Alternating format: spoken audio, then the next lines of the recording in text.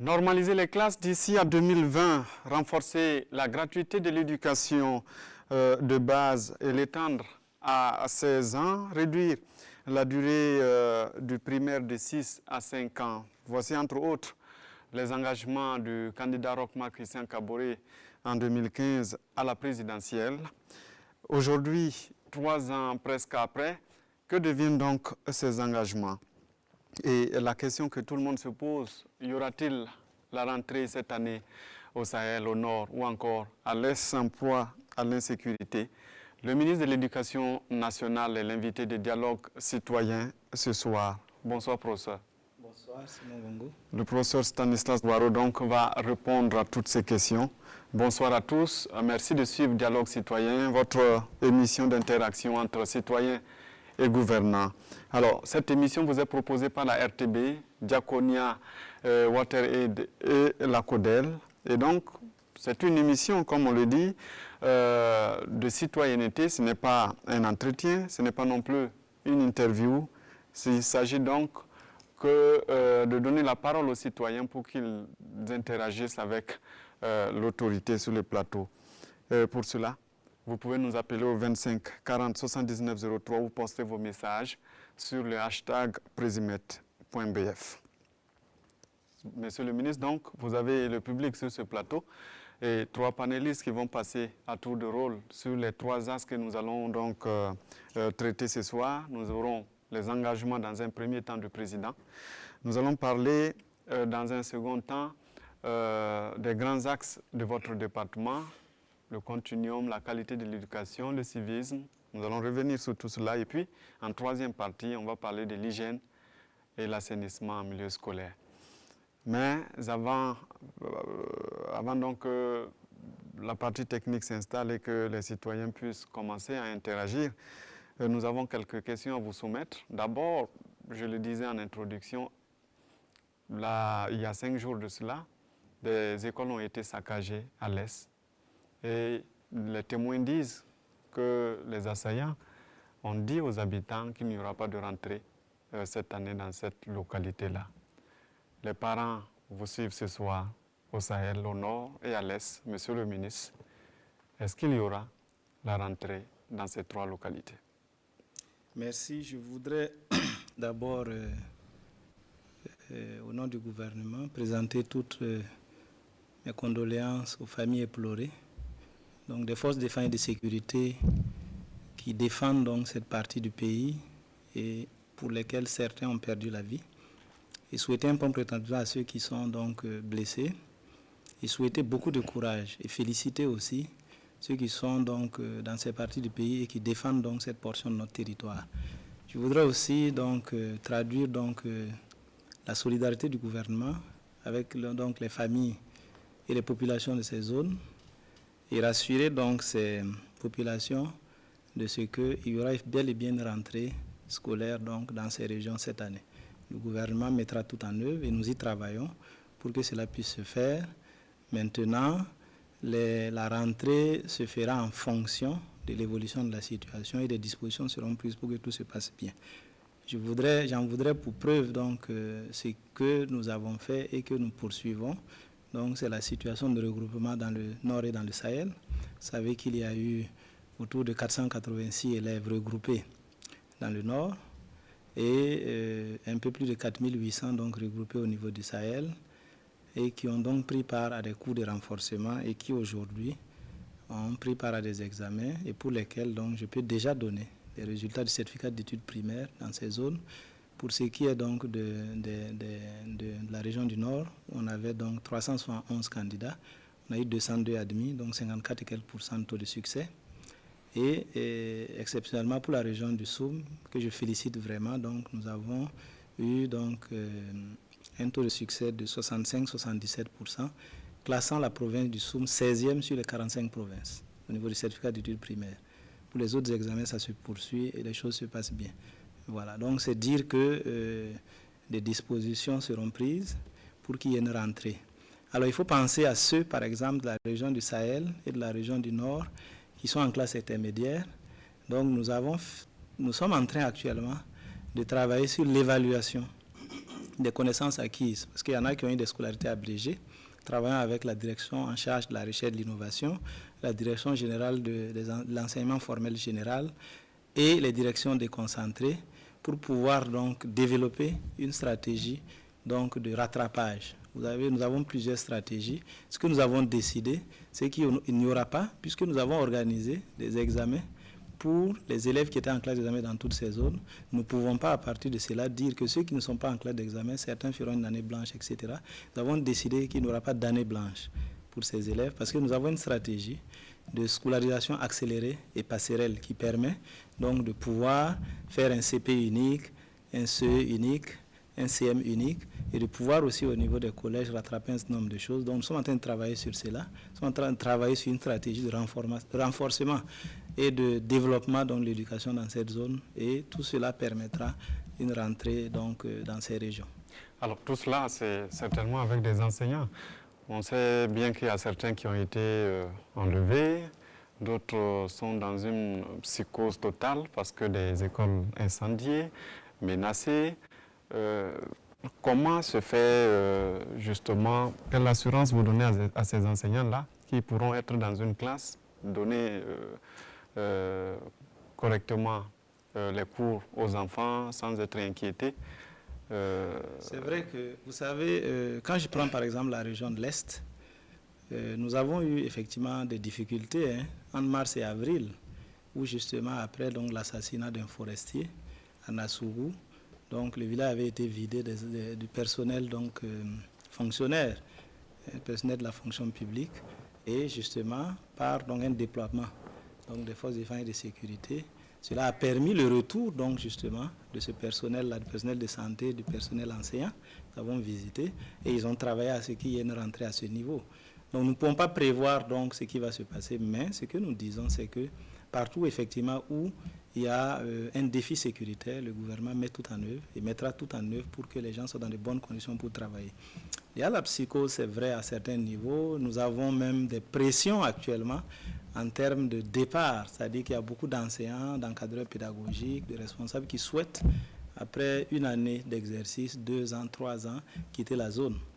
Alors qu'au niveau national, et nous tenons à le maintenir parce qu'il y a aussi des demandes pressantes de dire que dans certaines des zones du pays, comme l'Est, le Sahel ou la région du Nord, qu'on déroge à la règle nationale qui est que lorsque vous êtes affecté dans une région donnée, vous devez passer au moins 6 ans dans cette région, sauf cas de nécessité de service, avant d'être candidat à la possibilité de passer à une autre région. Ou passer 3 ans dans une province donnée pour pouvoir passer à une autre province dans la même région. Sauf cas de nécessité de service pour déroger à ces choses. Donc il y a beaucoup de demandes, etc. Ce qui fait que nous avons dit ce critère sera maintenu. Parce que si nous décidons que dans telle ou telle zone, au lieu de 6 ans, on fait 2 ou 3 ans, c'est comme si nous avons même décidé que ce sont des zones qu'on ne contrôle pas ou des zones difficiles. Toutes les zones appartiennent au Burkina. Il n'y a pas de région dans le Burkina Faso qui soit le sanctuaire de terroristes ou qui soit occupée par des terroristes. Il y a des actes qui se passent souvent, il y a des actes qui se passent où on traumatise la population, etc. Mais nous apportons des réponses. Et c'est pour cela que nous avons décidé cette année qu'il n'y aura pas d'affectation par nécessité de service. Pas seulement à cause de la situation sécuritaire, mais aussi par souci de justice et d'équité. Ce que nous avons souhaité, c'est d'éviter que, parce que vous êtes une connaissance du ministre ou du directeur de cabinet ou d'un autre ministre, vous avez la possibilité donc d'échapper à ce critère-là pour faire affecter dans une région donnée. C'est d'éviter cela. On a des sessions nationales d'affectation dans lesquelles des critères sont bien établis qui tiennent compte des besoins. Ils tiennent compte des besoins des régions. Chaque région exprime ses besoins, chaque direction exprime ses besoins. Et à la commission nationale, dans laquelle les partenaires sociaux sont représentés à 2 par partenaire. Cette année, ils étaient 48, puis il y avait 24 syndicats qui étaient représentés et tout. Il y a des critères, il y a un logiciel qui permet, sur la base des besoins, de sélectionner.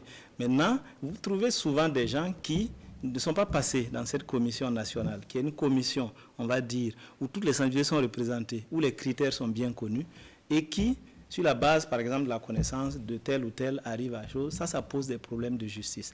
L'autre problème aussi, c'est que l'enquête parlementaire a révélé une pléthore dans les grands centres et a demandé qu'un redéploiement puisse être fait. Et nous avons été justement, dans le cadre d'un appui de la Banque mondiale, été choisis dans le cadre du SPMA, donc le projet de modernisation de l'administration publique, dans lequel, justement, nous sommes en train de travailler à la définition des fiches de poste pour un redéploiement du personnel. On ne peut pas faire tout ça et puis continuer donc d'aller dans des nécessités de services. Donc, oui, cette année, il ministre, n'y aura pas de nécessité de services. On va surseoir à ça. Et puis, en attendant de mettre tout en œuvre, et en attendant justement que les choses soient suffisamment précises pour y revenir. Alors, un enseignant, avant de vous laisser continuer, un enseignant comme celui qui avait été enlevé, M. Swabo, est-ce que ce monsieur revient dans le même établissement? Oui, il y a quelques avec cas. Non, pas tout ce qu'il a vécu? Pour ce cas précis, et quand je l'ai rencontré à Dédougou, on a été précis. Le seul engagement que j'ai pris avec lui, c'est de dire que cet enseignant-là, je vais l'affecter là où il souhaite y aller. Il a souhaité aller à Dédougou, il sera affecté là-bas. C'est le cas aussi d'un autre enseignant qui a reçu des balles à Caen, qui a souhaité se rapprocher de sa famille à Koudougou pour recevoir des soins. Cet enseignant sera affecté. Donc je ne parle pas de ces cas-là. Je parle d'autres situations sociales, parce que le MENA, c'est un ministère social. Il y a des situations sociales de regroupement familial où des couples souhaitent être regroupés, ou pour certaines raisons de santé, certains souhaitent être à côté du grand centre pour se soigner. Il y a plusieurs cas comme ça, et puis d'autres cas qui se présentent. Oui, mais est-ce qu'on ne permet pas aussi une certaine rotation pour permettre à d'autres fonctionnaires de pouvoir goûter à ces... Tout à fait, c'est-à-dire que c'est d'éviter que, par exemple, les mêmes personnes soient traumatisées pendant... Oui. Et justement, c'est ce dispositif que nous sommes en train de mettre en place dans le cadre du projet de modernisation de l'administration publique. En Conseil des ministres, nous avons adopté un décret qui définit le cadre de description des fiches de poste. Et sur la base de ce document-là, nous sommes en train actuellement d'établir les différentes fiches de poste du MENA. Il y a un certain nombre de ministères qui sont concernés, dont le MENA. Et à la suite de cela, justement, on va travailler au redéploiement et travailler à une meilleure gestion. Donc, les questions de rotation seront abordées à ce niveau pour éviter que, bon, vous êtes là 30, 40 ans et les autres sont, etc. Ce travail-là va se faire. En attendant que ce travail se fasse, moi, je considère que nous devons respecter un certain nombre d'engagements, un certain nombre de recommandations de l'enquête parlementaire d'abord. Ensuite, au niveau du MENA, aujourd'hui, lorsque vous intégrez donc la fonction publique au niveau du MENA, vous êtes affecté par tir au sort. Les instituteurs argent certifiés, ceux sortant des ENEP, et aujourd'hui aussi, les professeurs qui vont sortir donc de l'IDS et autres, ils vont être affectés sur la base d'un tir au sort. Donc, nous considérons aussi que ce n'est pas bon que ce tir au sort soit fait et qu'à côté, on puisse faire des arrangements. Ça pose des problèmes de bonne gouvernance. Et enfin, le lundi dernier, on a eu les assises sur la bonne gouvernance. Et notre ministère a été interpellé sur le fait que, justement, il y a un problème de gestion des ressources humaines, il y a une pléthore dans les grands centres et qu'il fallait rapidement régler ces questions. Donc, au regard de toutes ces situations-là, nous avons pensé froidement que pour cette année, nous allons surseoir justement aux nécessités de service. Alors, Monsieur le ministre, le deuxième point qu'on va aborder, c'est la question des établissements clandestins. Alors, il y a une semaine, vous avez annoncé la fermeture de 226 établissements, sauf que parmi ces établissements, il y en a qui accueillent des élèves affectés par l'État. Première préoccupation. Deuxième, c'est que dans une ville comme Ouagadougou, on a comme l'impression que l'enseignement est abandonné aux mains des privés et donc l'État n'investit pas toujours dans la construction, notamment au niveau secondaire. Comment fait-on justement pour redéployer ces enfants qui étaient dans ces établissements-là? Alors, ce qu'il faut dire déjà, c'est que d'abord, la fermeture de ces établissements répond à deux objectifs. Le premier, c'est qu'il est bon que dans le cadre du renforcement de la qualité de l'éducation, nous puissions travailler au contrôle des établissements. Ça, c'est très important. Et souvent, je le dis, hein, comme ça pour rigoler, mais ça marque. Je dis, bon, si vous avez un chirurgien mal formé, qui peut ouvrir mais qui ne peut pas fermer, on fait quoi? Si vous avez un pilote mal formé, qui peut décoller et qui ne peut pas atterrir, et si vous avez monté dans son avion? Donc nous sommes interpellés sur la nécessité de la qualité de la formation. Aucun pays développé ne laisse sans éducation de qualité. Et donc c'est un devoir pour l'État de le faire. Deuxièmement, dans le cadre du protocole d'accord signé entre le gouvernement et la coordination nationale des syndicats de l'éducation, le gouvernement s'est engagé, parmi les 56 points d'engagement, à faire en sorte que, au plus tard le 31 août de chaque année, il puisse publier la liste des établissements non reconnus. Et donc nous avons fait ce travail. Nous devrions commencer un peu plus tôt pour certaines contraintes budgétaires, de réaménagement budgétaire. Nous avons démarré le processus le 23 juillet de contrôle de ces établissements. Et le 23 juillet, ça correspond à 8 jours après la clôture officielle donc de l'année scolaire. Et nous avons clôturé le 4 août. Et partout où nous sommes passés, nous avons donc identifié 649 établissements qui ne remplissaient pas les conditions. Les conditions, c'est quoi? D'abord, les conditions de création. Parce que pour ouvrir un établissement, il faut d'abord faire une demande de création. Ensuite, lorsqu'on vous autorise à créer, vous travaillez à réunir les conditions d'ouverture en termes de superficie, en termes de réalisation d'infrastructures, en termes d'équipement et en termes de personnel, de ressources humaines enseignantes et tout. Et vous redéposez un dossier. Et sur la base de ce dossier, une commission se réunit et on vous autorise à ouvrir. Et c'est après l'autorisation d'ouverture que vous devez normalement commencer à fonctionner. Il se trouve que ces établissements, pour la plupart, n'avaient ni autorisation de... Beaucoup n'avaient pas d'autorisation de création et donc nécessairement ne peuvent pas avoir d'autorisation d'ouverture puisque dans le dossier d'autorisation d'ouverture, il y a l'autorisation de création délivrée qui doit figurer. Et puis, bon, d'autres qui avaient l'autorisation de création mais pas l'autorisation d'ouverture, etc. Et il y en avait aussi qui ne remplissaient pas les conditions en termes donc, de ressources humaines, où il arrive dans certains établissements, par exemple, du primaire, où vous avez des personnes qui n'ont que le certificat d'études primaires qui enseignent, hein, au niveau du post-primaire et du secondaire, des personnes qui n'ont que le BPC qui enseignent, etc. Donc ça ne remplit pas les conditions. Donc c'est un ensemble. Donc nous avons identifié 649 établissements. Et sur les 649, nous avons fait la part des choses. Il y a 423 qui, eux, remplissent les conditions en termes de ressources humaines, remplissent les conditions en termes d'infrastructures.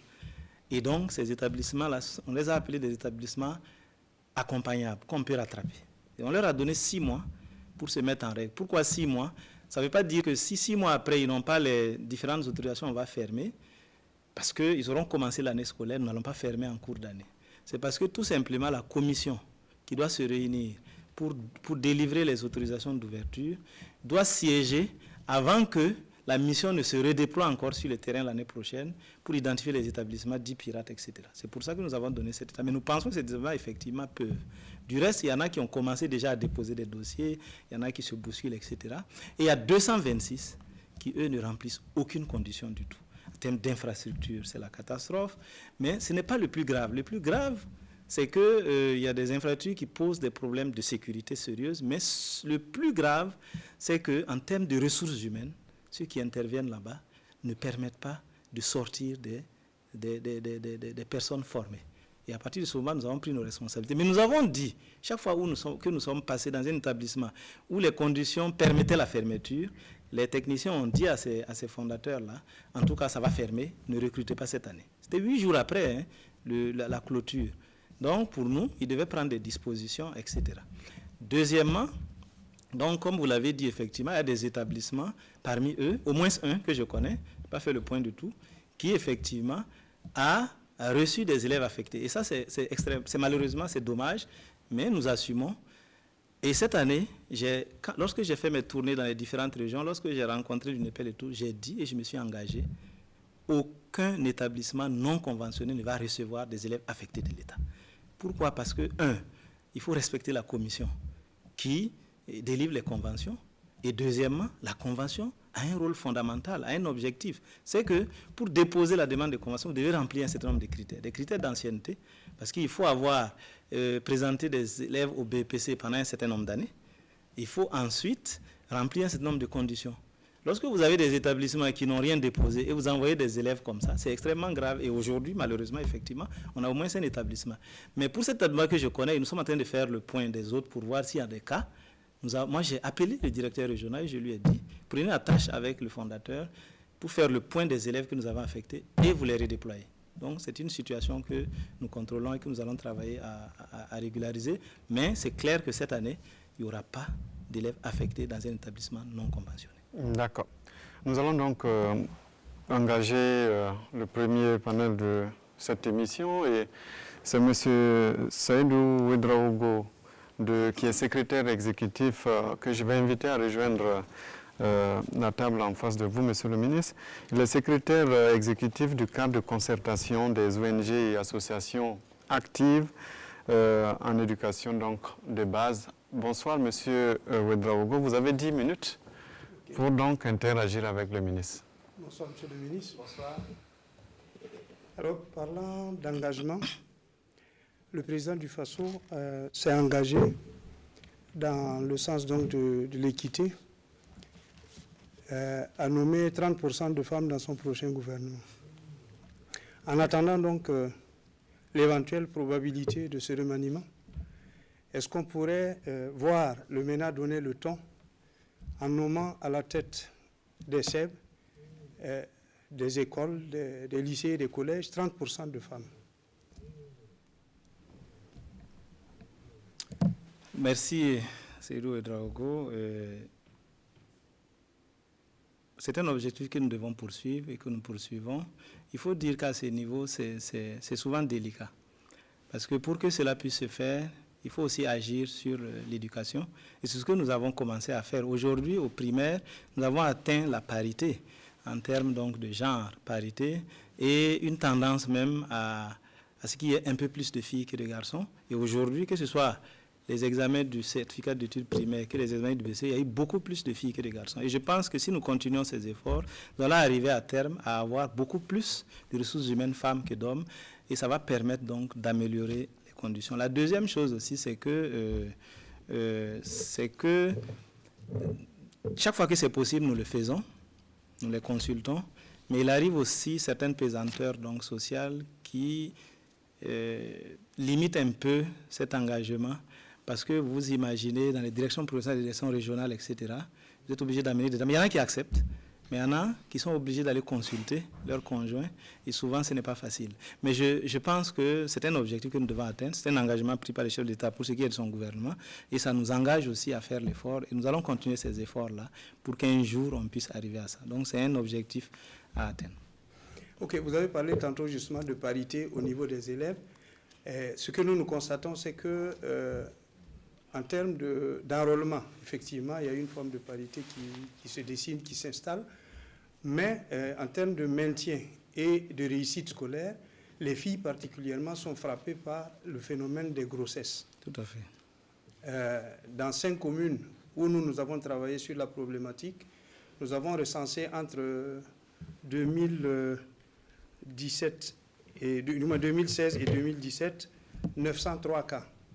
L'INSD a recensé entre 2012 et 2016 6000 cas. Alors, qu'est-ce que le MENA entreprend comme action véritable pour lutter contre le phénomène? Je sais qu'il y a dernièrement une loi qui a été votée pour réprimer les enseignants, mais il faut dire que les prédateurs ne sont pas que des enseignants.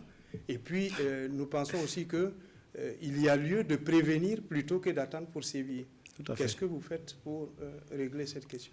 Bon, à ce niveau, je pense qu'il y a deux aspects. Il y a le premier aspect qui est le maintien en termes donc, de ressources. Le maintien en termes de ressources. Et deuxièmement, justement, ces situations de grossesse et tout. Alors, pour ce qui est du maintien en termes de ressources, donc, il y a un effort qui est fait. Nous avons d'abord créé une direction donc, qui est la direction donc, de l'éducation inclusive, de l'éducation des filles et du genre. Et donc, au niveau de cette direction, il y a un certain nombre d'initiatives qui sont prises pour favoriser donc, le maintien. Donc, parmi ces initiatives, il y a la question, par exemple, de la gestion hygiénique des menstrues, qui est un phénomène qui n'était pas très bien apprécié en termes de facteurs. On va revenir là-dessus, oui, mais c'était un facteur. Et ça, il faut le dire, c'est un facteur de maintien. Parce que lorsque ces questions ne sont pas réglées, lorsque ces filles-là sont souvent huées par leurs camarades, ces filles abandonnent. Et donc, justement, il y a un effort qui est fait là-dessus, on va revenir, il y a ça. Il y a la question, justement, des maladies sexuellement transmissibles, la question des grossesses qui sont prises en compte à la DPFG, avec l'appui de nos partenaires, que ce soit l'UNICEF, etc., locataires. Et il y a beaucoup de structures qui nous accompagnent dans ce sens. Le deuxième aspect, facteur de maintien, c'est la question des ressources. Et nous avons bien compris cela parce que ça se dégrade au niveau du poste primaire et surtout au niveau du secondaire. Parce que souvent, il y a des choix qui sont faits par des parents lorsqu'ils n'ont pas assez de moyens. Lorsqu'ils ont donc les deux sexes à la maison, il y a des choix souvent qui sont faits, ça continue encore, donc il y a la sensibilisation. Mais ce que nous faisons, c'est que nous avons réintroduit. Le chef de l'État a souhaité réintroduire donc, les bourses scolaires, ça a été réintroduit depuis l'année dernière. Donc nous avons l'année passée, et donc je vais dire l'année scolaire passée, octroyé avec les bourses aussi accordées par des partenaires, autour de 10 000 bourses, mais avec autour de 60% de bourses pour les filles. Et cette année, donc nous allons octroyer autour de ce même montant de bourses avec donc un quota assez significatif pour les filles. Et maintenant, pour la question donc des grossesses et autres, à travers donc les projets que nous avons à la direction de la promotion de l'éducation intuitive, de l'éducation des filles et du genre, donc il y a des sensibilisations. Au niveau du conseil de la prévention de la violence à l'école, il y a des travaux qui est en train d'être fait. Au niveau des curricula aussi, de formation, parce que c'est très important. C'est dans SVT, en SVT et autres, là, c'est introduit. Dans les nouveaux curricula aussi, c'est introduit. Et enfin, même s'il faut prévenir, il faut aussi sanctionner quand ça se présente. C'est pour cela que dans le cadre de la nouvelle loi, là, nous avons contribué à intégrer de nouvelles dispositions qui prennent en compte donc, justement ces phénomènes qui s'aggravent de façon à pouvoir réprimer davantage, de façon à dissuader. Je crois que le renforcement du capital humain fait partie également des engagements du président. Est-ce qu'en matière d'alphabétisation, il y a des changements structurels qui sont prévus de sorte à faire le lien entre alphabétisation, formation professionnelle et emploi des jeunes? Tout à fait. Et à ce niveau, en fait, nous avons donc créé la Direction générale de l'éducation non formelle que nous avons opérationnalisée. Les responsables ont été nommés, les chefs de service viennent d'être nommés, et donc à ce niveau, c'est totalement opérationnel. Et donc, cette direction générale a travaillé sur un projet qui est le PAFAJA, qui est le projet donc, de promotion de l'alphabétisation donc des jeunes, et des adolescents, des jeunes, des adultes, et en éducation non formelle et en promotion donc, de la formation professionnelle. Donc, ce projet-là va être introduit très bientôt en Conseil des ministres. Et donc, ça a été évalué à 14,5 milliards. Et ce projet, justement, mis en place, permettra effectivement d'avoir donc cette relation-là entre l'alphabétisation, l'éducation non formelle et l'emploi des jeunes en termes de formation professionnelle. On a déjà des expériences au niveau du MENA à ce niveau. Vous avez donc les centres d'éducation de base non formelle qui ont permis de faire un certain nombre de choses. C'est vrai qu'aujourd'hui, il y a des difficultés de fonctionnement. Nous sommes en train de les restructurer. Il y en a que nous transformons en collège d'enseignement technique de formation professionnelle à la demande des populations. Il y en a qui vont rester, mais il y a un certain nombre qui, dans le cadre de ce projet-là, vont justement fonctionner. Il y a le centre de formation professionnelle de Koutoura et de Ogo Sambouel, où justement, ce que vous avez dit là est fait. Alphabétisation, éducation non formelle, et puis donc formation professionnelle donc, en termes d'agriculture, en termes donc, de pisciculture, en termes d'élevage, etc. Et il y a des expériences, par exemple, moi j'ai visité donc, le STEPNF de Ogo Sambouel, où j'ai vu donc, un jeune qui est arrivé, qui n'avait rien, qui n'avait pratiquement même pas d'habits, mais qui aujourd'hui, à travers donc, la formation qu'il a reçue là-bas, est un des grands éleveurs aujourd'hui, donc la zone de Dori, et donc c'est formidable. Donc ces expériences-là ont été capitalisées dans le cadre du PAFAJA, ça va être introduit bientôt, et donc ça va permettre d'avoir déjà la vision, d'avoir déjà le plan d'action, et de pouvoir donc travailler à adresser ces questions. C'est bien que vous ayez cité ces deux cas, Koutoura et Ogo Sambouel, que moi aussi j'ai visité. Je crois que certainement vous vous êtes passé longtemps après moi, parce que quand nous sommes allés, il y avait un effectif totalement dérisoire par rapport aux effectifs qui étaient escomptés, et on avait le sentiment, excusez-moi l'expression, d'un gâchis, parce qu'il y avait beaucoup de ressources qui étaient injectées pour très peu d'apprenants. Oui, non, il faut dire à ce niveau, là, ce qu'il faut dire en fait, c'est qu'au départ, donc, c'est un projet qui avait été donc, mis en place et appuyé financièrement par la coopération autrichienne à un certain moment. Et le projet a clôturé en mars dernier. Et donc, le MENA devait reprendre. Donc, il y a eu un problème de coordination. Et dans le budget de 2018, ce n'était pas prévu. Mais nous avons relancé, nous avons réaménagé notre budget pour le reprendre et donc vous rassurer qu'à ce niveau, il n'y a pas de problème. Même pour ce qui est des cantines scolaires, ils sont pris en compte, etc. Et donc, ça devrait pouvoir repartir. En tout cas, nous sommes engagés auprès de nos partenaires, mais pour nous-mêmes, parce que moi j'ai visité, c'est quelque chose d'important, à les faire fonctionner de façon correcte et donc ça va se faire. Mais nous avons relancé. Épuisez vos 10 minutes. Donc nous allons, Monsieur le ministre, ensemble découvrir sur la plateforme Présimètre une question de téléspectateurs certainement. Pour nous, on découvre ensemble question de Monsieur Mamadou Sawadogo de la région du Centre-Nord. Monsieur le ministre, nous sentons votre bonne foi à travers les efforts, mais est-ce que vous avez les moyens de votre politique au regard du fait que votre gouvernement a tendance à remettre en cause les acquis des luttes syndicales? La preuve, le protocole avec la coalition nationale, je crois, des syndicats de l'éducation est en train d'être bafoué. Non, il faut dire que c'est vraiment rassuré le téléspectateur, je ne crois pas du tout. En fait, le chef de l'État s'est engagé parce que l'éducation est une priorité. Comme je vous ai dit, aucun pays ne s'est développé sans l'éducation de qualité. À ce niveau, il n'y a aucun problème. Et la coordination nationale des syndicats de l'éducation, le protocole, non, je m'inscris en faux. Ce que je peux dire, c'est que le protocole a été signé le 27 janvier 2018 avec 56 engagements, 56 points d'engagement. Et pour certains engagements, il y a des échéances de mise en œuvre et pour d'autres, non. Et lorsque nous avons fait le point, nous avons mis en place un comité bipartite de suivi de la mise en œuvre du protocole d'accord entre la coordination nationale des syndicats de l'éducation et le gouvernement. Dans ce comité, la partie gouvernement est représentée par le ministre, le secrétaire général du ministère, un représentant du ministère des Finances, Nounou Yakambari, qui est conseiller technique de la ministre des Finances, un représentant du premier ministère, un représentant du ministère de la fonction publique, etc., etc. Et nous nous réunissons une fois par mois. La dernière rencontre a eu lieu mercredi dernier. Nous faisons régulièrement le point. Donc à partir de ce moment-là, ça c'était un engagement fort du gouvernement de dire que si nous avons mis en place cela, c'est pour instaurer la confiance, parce que chaque mois, on est évalué. Le point est fait. Nous avons fait le point. À la date du mercredi dernier, sur les 56 engagements, 18 engagements ont été clôturés, entièrement clôturés. Maintenant, ce qu'ils sont en train de dire, c'est qu'il y a des engagements qui correspondent à des attentes. Le premier engagement, c'est le statut valorisant du personnel. À ce niveau-là, un des engagements a été clôturé, c'était de dire que le gouvernement s'engageait, à la date du 31 mai, à remettre à la coordination des syndicats de l'éducation un document, un document élaboré par des experts que le gouvernement mettait en place, qui allait servir de base de la rédaction de ce statut. Nous avons remis ce document-là à la partie syndicale le 30 mai. Et le 11 juin, lors de notre rencontre de suivi de la mise en œuvre, nous avons dit pour aller vite, nous allons remettre le projet de statut qui s'appuie sur ça, de façon à ce que nous avons l'ossature et tous les éléments conformément au document que nous avons remis, comme si c'était lui qui était adopté. Et chaque fois que nous allons discuter et avancer, nous calibrons le projet de décret de façon à avoir cela. Pourquoi nous l'avons fait? Parce que justement, il y avait un deuxième engagement qui disait qu'à la date de fin septembre, le gouvernement s'engageait à accorder une bonification gestionnaire au personnel du MENA et à faire constater ça pour la date de fin septembre. Ça, c'est avec échéance.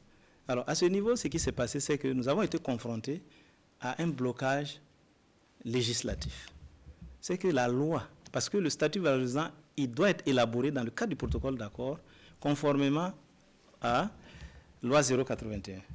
Et dans la loi 081, pour la bonification de gestion, il n'y a que deux possibilités. Vous avez la bonification si vous êtes décoré, ou la bonification si vous avez effectué un stage de 18 mois. Nous ne sommes pas dans ces cas-là. Nous sommes dans une situation ponctuelle, où un protocole d'accord a dit de faire ça. Et en discutant avec la fonction publique et autres, on s'est rendu compte que dans la 081, et toutes les lois le permettent, la loi permet, dans le cadre de situations ponctuelles, d'exploiter les dispositions transitoires pour vider des questions dans le cadre de la prise de décret d'application de la 081. Et comme le statut valorisant est une application de la 081, on peut, dans les dispositions transitoires, mettre cet élément-là pour donner la bonification au personnel. C'est ce que nous avons proposé. La partie syndicale a souhaité qu'on dissocie, mais comme c'est une disposition ponctuelle, on ne peut pas aller modifier la loi. C'est juste ça. Et c'est pour cela que nous avons remis.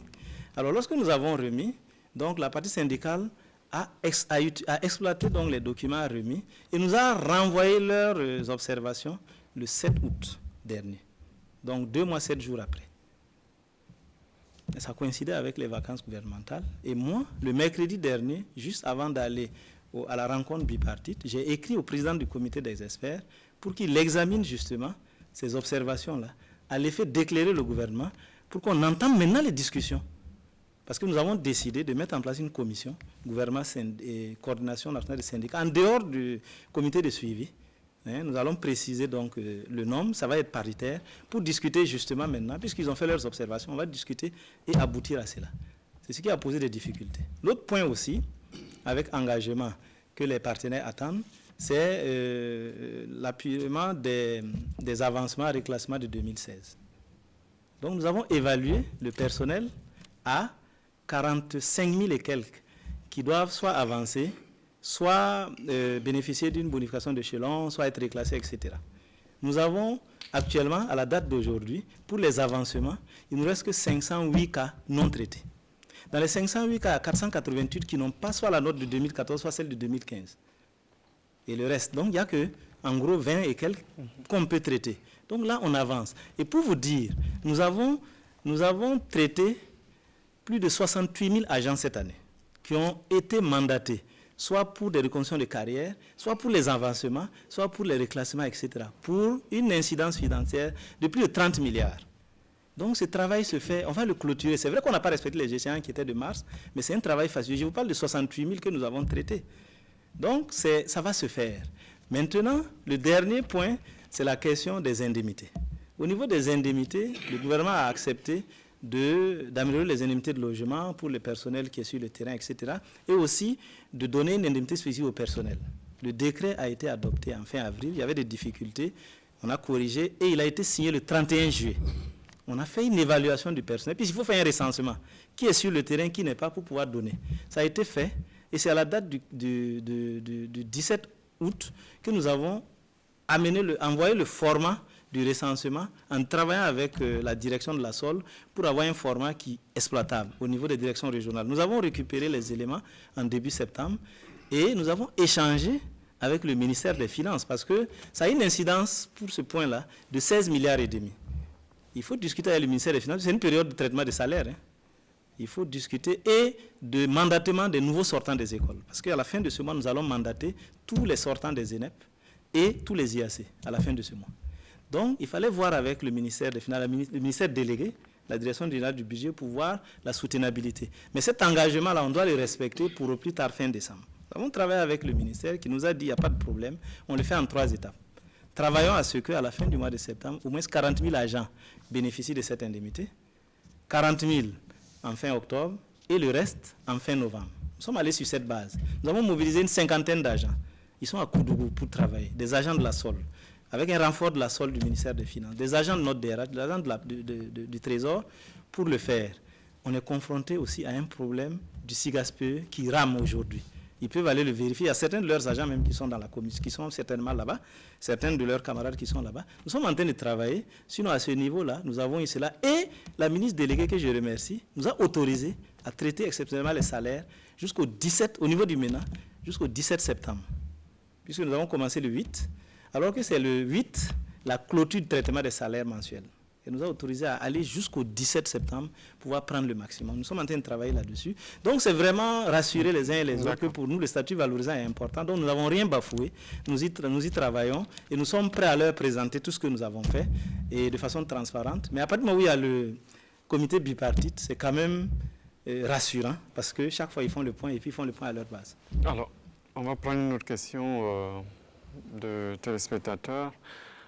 Monsieur Traoré Abdoulaye Fungé des Hauts-Bassins, le syndicat des encadreurs pédagogiques du primaire vient d'adresser au ministre une lettre de boycott des activités pédagogiques à partir du 20 septembre.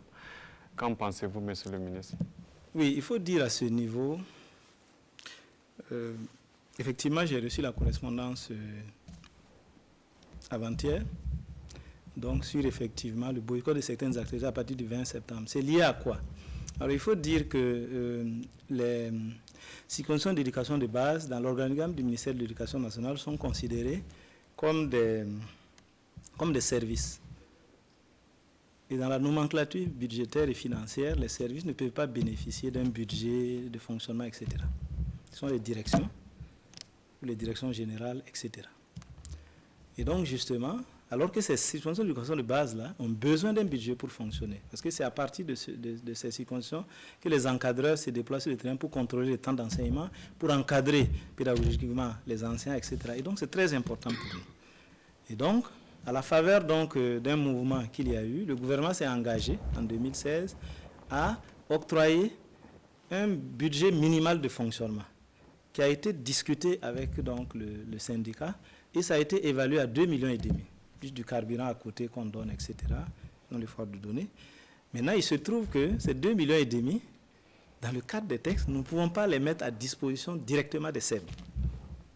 Nous pouvons les mettre à la disposition des directions provinciales. Ce qui est fait à la date d'aujourd'hui. Nous avons 488 SEB. L'année dernière, ces montants-là ont été pris dans le cadre donc, du compte d'affectation spéciale du Trésor, qui est donc la contribution donc, on va dire donc des partenaires techniques et financiers. Mais nous avons décidé à partir de cette année de le budgétiser dans le budget du MENA. Et les 488 SEB multipliés par les 2,5 millions, ça fait 1,220 milliard. Ça a été budgétisé et les fonds sont aujourd'hui dans les comptes des directions provinciales. Mais elles ne peuvent pas arriver au niveau des SEB. Ce que nous avons décidé, c'est d'élaborer un projet d'arrêté conjoint, MENA-Minefil, pour pouvoir donc permettre à ces structures de pouvoir utiliser ces fonds. Ce qui a été élaboré de façon particulière avec les partenaires sociaux. Et nous avons envoyé donc ce document au ministère des Finances. Il y a eu pas mal de va-et-vient, ils ont suivi. Et aujourd'hui, le ministère des Finances a fait les dernières observations, c'est revenu. Nous avons corrigé avec les partenaires, nous avons renvoyé. Et lorsque donc j'ai envoyé mes techniciens d'aller voir comment ça avance, ils ont posé un certain nombre de questions encore. Et quand on a expliqué, ils ont souhaité qu'on rédige un document technique pour éclairer le ministre des Finances afin qu'elle puisse donc signer donc le document. Ce que nous avons fait et nous suivons.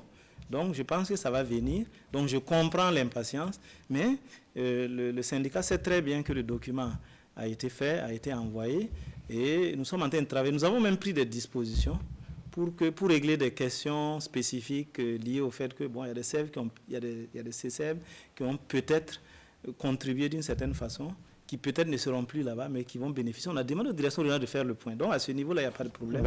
Et moi, je pense que ça va se régler, il n'y a pas de souci. Monsieur Ouedraogo, Oumarou nous appelle de Ouagadougou. Bonsoir. Oui, bonsoir. Votre question, s'il vous plaît. Ok. Merci de nous avoir donné cette opportunité de pouvoir s'exprimer. Nous avons tous applaudi votre nomination pour le MENA, monsieur le ministre, croyant que tout allait changer.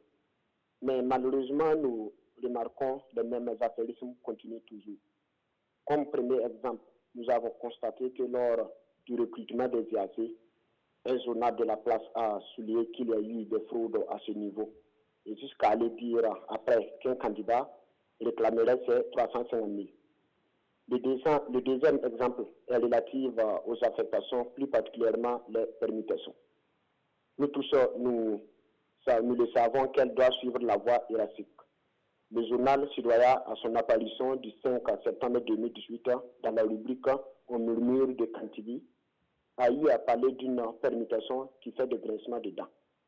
L'intéressé aurait sauté ses supérieurs parce que son inspecteur a refusé de signer sa demande à temps et est allé voir son bras long pour que la permutation marche. Monsieur le ministre, quelles sont les mesures que vous prenez pour mettre fin à ces affairismes? Voilà, nous savons tous bien que beaucoup d'enseignants ont raté leur permutation parce que certains supérieurs ont signé tardivement leur demande. Merci. Merci à vous, monsieur Ouedraogo. Monsieur le ministre. Oui, monsieur Ouedraogo, c'est vraiment vous rassurer. J'ai dit en début d'émission clairement que les affaires pour nécessiter des services, parce qu'on connaît le ministre, on connaît un tel, on a décidé de surseoir à ça. Donc ça, c'est quand même une preuve de bonne gouvernance et de volonté de changement. Il n'y en aura pas cette année. Ça a été dit. Donc à partir de ce moment-là, ce dont vous parlez, la notion de bras long, il n'y aura pas de notion de bras long pour une affectation, pour contourner donc l'affectation nationale cette année. Ça, c'est quand même un signal fort. Deuxièmement, les cas de fraude dont vous parlez, jusqu'à preuve de contraire, il n'y a pas de preuve. Je pense qu'on a réglé cette question avec le journal, je ne souhaite pas revenir là-dessus, il y a eu des échanges, ça a été très clair. Et nous avons dit que lorsque nous proclamons les résultats, nous les proclamons sur la base sous réserve d'un contrôle approfondi. Et on ne vous le dit pas. Il arrive que 2 ans après, 3 ans après, des fonctionnaires de l'État soient licenciés parce que dans les vérifications, on s'est rendu compte que le diplôme utilisé n'était pas leur diplôme, qu'il y a eu des falsifications, etc. Donc ce travail, nous continuons de le faire, mais nous ne les présentons pas comme ça. Donc à ce niveau, il n'y a pas de problème. À partir du moment où nous n'avons pas constaté des cas de fraude, puisque vous avez vu tel qu'on a expliqué la situation, nous avons autorisé donc ces candidats admis, que je félicite aujourd'hui, à être enrôlés entre du 13 au 15 août. Et ces candidats-là bénéficieront de leur mandatement à la fin du mois de septembre et seront sur le terrain. Donc pour nous, cette question, c'est une question qui est réglée, sauf si demain, donc M. Ouédraogo ou d'autres personnes ont des preuves claires qu'ils viennent. Mais je pense qu'il faut faire très attention parce que en même temps que vous dites ça, vous frustrez aussi ces candidats-là s'il n'y a pas de preuves. Parce que ces candidats, quand ils se déplacent, ils vont être affectés par ci. On va dire, donc c'est la promotion 2018, c'est des fraudeurs, etc. Il faut faire attention et donc dire les choses lorsqu'on a vraiment des preuves. Donc je pense que cette question a été réglée. Nous remercions donc les journaux, les journalistes et tous ceux qui nous accompagnent parce que ça permet effectivement de vérifier, de pouvoir résoudre les problèmes. Pour le cas de permutation, effectivement, nous avons été informés de cela par citoyen. Moi, j'ai été informé donc, par les réseaux sociaux aussi et j'ai demandé à mon directeur de cabinet de prendre la tâche. Donc, cette situation est suivie. Si effectivement c'est vérifié, ça va être annulé. Ça, il n'y a même pas de problème. Donc, à ce niveau, je peux le rassurer. Et aujourd'hui, le directeur de cabinet a pris la tâche avec l'inspecteur concerné, etc. Mais on est en train de vérifier. Et si c'est vérifié, effectivement, on va annuler et on va informer. Donc, c'est vraiment le rassurer que nous sommes sereins, nous sommes dans de bonnes dispositions. Dieudonné Sanou nous appelle de Dédougou. Bonsoir. Bonsoir. Monsieur le ministre, aujourd'hui, les énergies renouvelables constituent un secteur d'avenir incontournable sur lequel une grande partie de la population compte, surtout en milieu rural. Cependant, dans notre pays, il n'y a pas de technicien certifié de niveau intermédiaire avec par exemple un CAP ou un BEP en énergie renouvelable parce qu'il n'y a aucun référentiel pour une filière en énergie renouvelable au niveau du poste primaire et du secondaire. Nous avons rencontré de nombreux responsables d'établissements d'enseignement technique qui confirment ce que nous disons. Et ma question c'est, qu'est-ce que votre ministère prévoit à court terme dans ce sens pour opérationnaliser cet autre engagement du président du FASO? On va étendre ça, l'engagement qui consistait à ouvrir des lycées scientifiques dans les 13 régions. Tout à fait. D'accord. Donc je vois que Simon Gongo aussi pose des questions, t'as mis. Alors, c'était juste pour préciser la question. Merci. En fait, sur la question, il a tout à fait raison, mais la direction générale de l'enseignement et de la formation technique est en train de travailler sur de nouveaux curricula.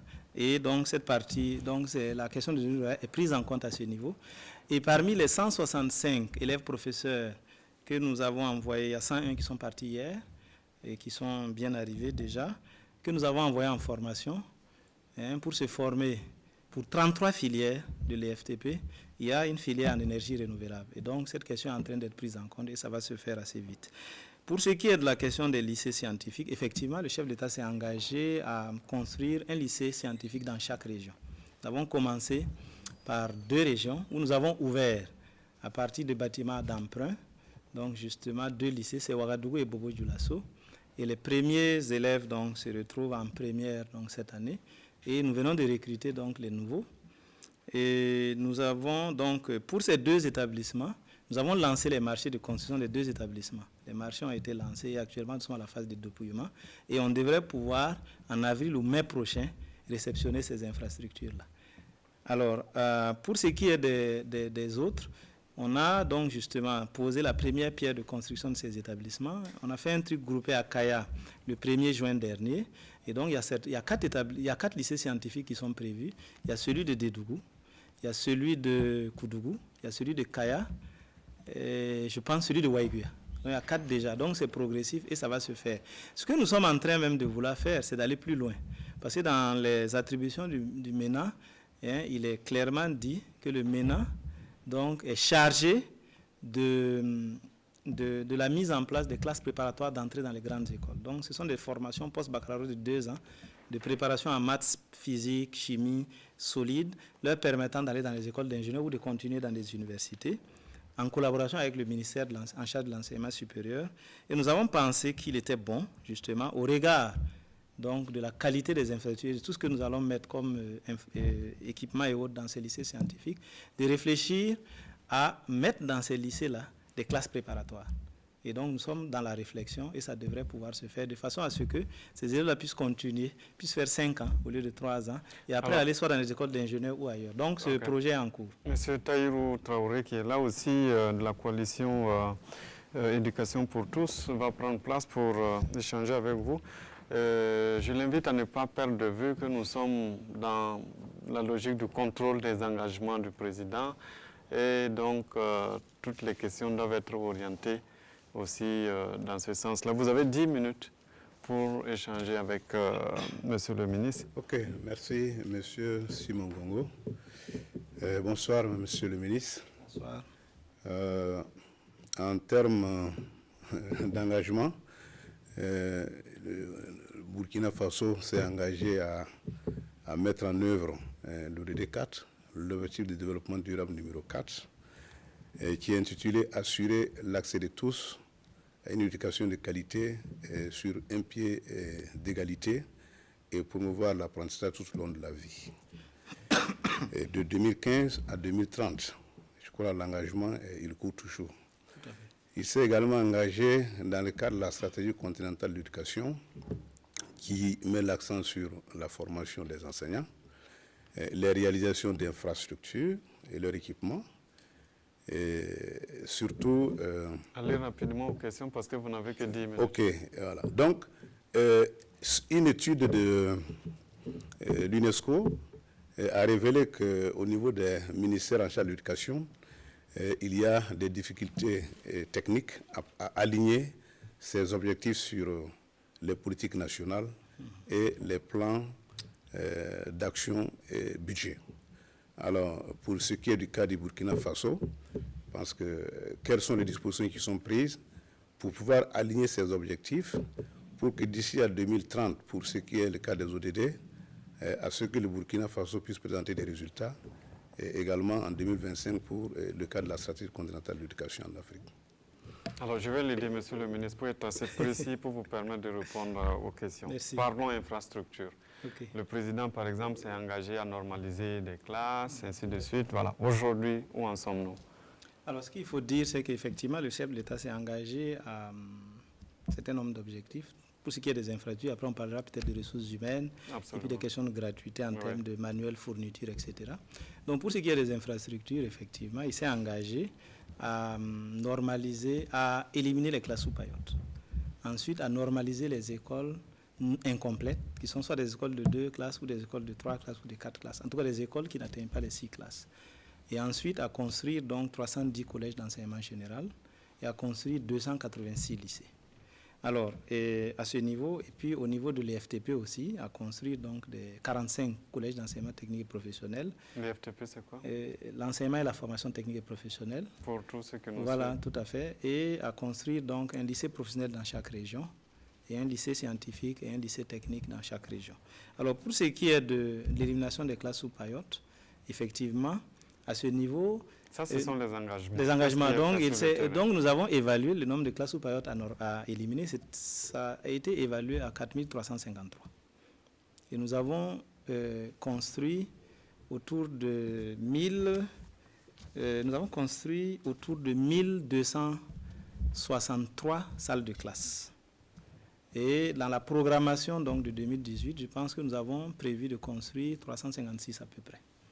Donc cet engagement n'est pas clôturé, mais il est en cours. Au niveau des écoles à normaliser, nous avons évalué le nombre de classes, pas d'écoles, de classes, à 7250. Nous avons réalisé 1643 et une partie a été programmée cette année. il nous reste à ce niveau aussi, pour les écoles sous périodes, il nous reste autour de 2700 salles de classe à construire.